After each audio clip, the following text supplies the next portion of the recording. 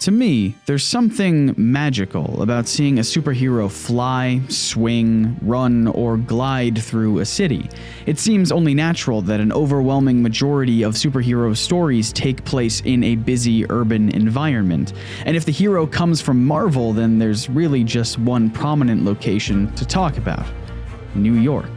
I know many of you will be itching to point out that not every Marvel superhero lives in New York City. There are the West Coast Avengers, the Great Lakes Avengers, Alpha Flight, the characters who aren't even on Earth, etc. But there's no denying that many of Marvel's most popular characters are typically stationed in New York City. Spider-Man, Iron Man, Captain America, Daredevil, the Fantastic Four, even Doctor Strange, a character who regularly travels to otherworldly dimensions of chaos and absurdity, still finds himself operating out of Greenwich Village. The story often given as to why most Marvel heroes live and fight in New York is that Stan Lee, along with just about every other writer and artist who worked at Marvel at the time, lived in New York. So many other characters lived in cities like Gotham City and Metropolis, but I suspect the readers knew those cities were just made up, and I wanted to make the reader suspend disbelief. I'm a guy who takes the easy way out. I had lived in New York most of my life. I love New York, but mainly I knew New York. As the birthplace of the comic book industry, it only made sense to set their stories in the Big Apple. The publishers were familiar with the city, which made it much easier to write about and keep consistent from comic book to comic book.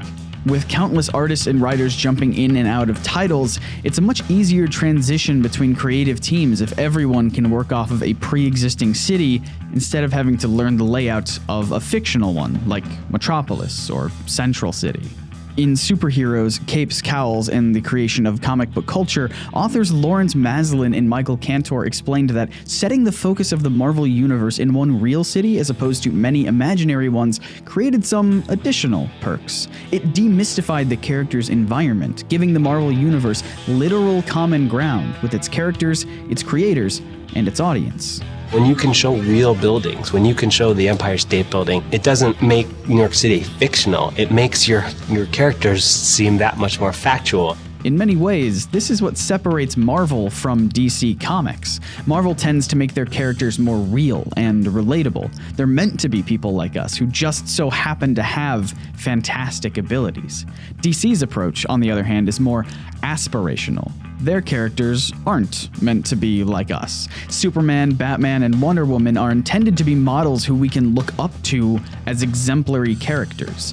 In a way, it's realism versus escapism, a bigger discussion that I will save for a future video probably centered around this guy. Batman out.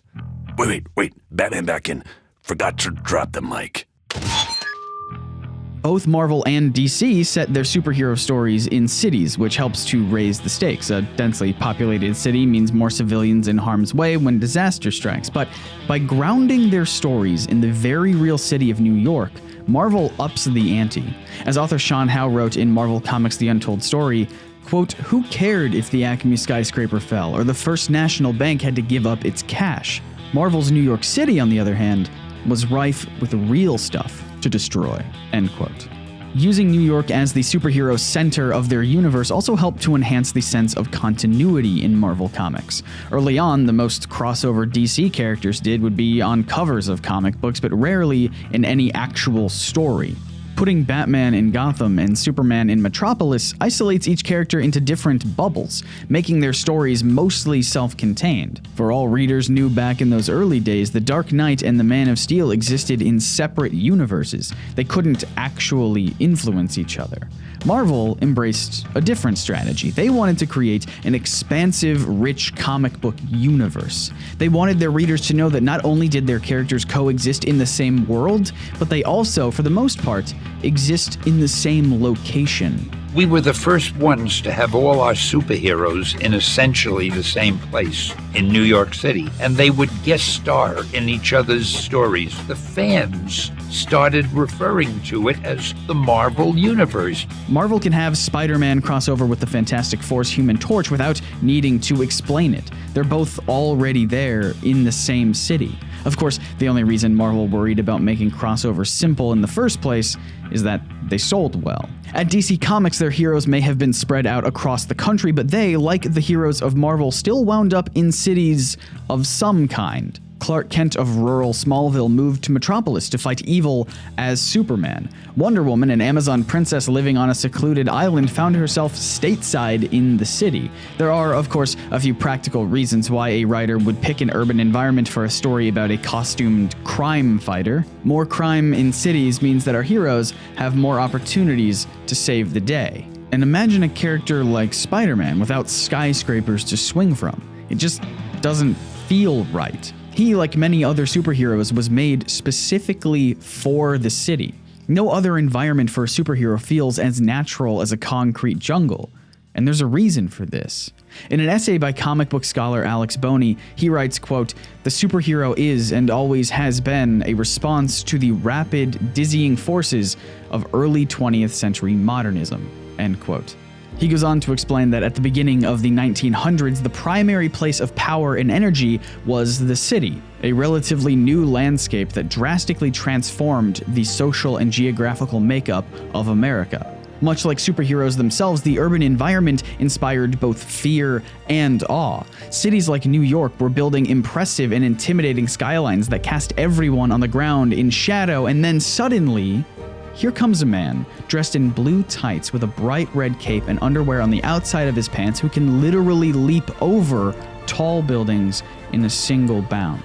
From that point forward, superheroes made an effort to display their dominance over cities, whether that be in the form of Batman gliding from rooftops, the Flash running up skyscrapers, or Spider-Man swinging through the streets. In this sense, the city as a character could be considered an opposing force, no different than Doctor Doom or Green Goblin, just another challenge for our heroes to overcome. Spider-Man might love New York, but perhaps that's because he, unlike the people stuck on the ground, has the ability to defy its rules. Superheroes weren't created to protect cities, but to control them, to tame a concrete jungle that many thought threatened to dominate everyone else.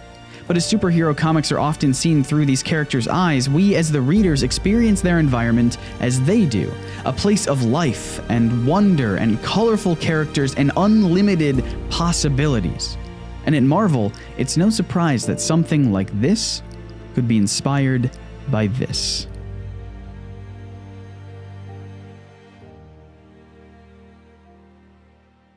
Thank you so much for watching this video. It was a ton of fun to make. We're trying something new. Let us know if you like this sort of thing in the comments down below. And also, big shout out to our patrons this month. This is all of their names across the screen. They're the ones who are making these videos possible. And if that's something you're interested in, go to patreon.com/NerdSync. It really does help us out. Make sure to hit that big sexy subscribe button, and I'll see you guys in the next video.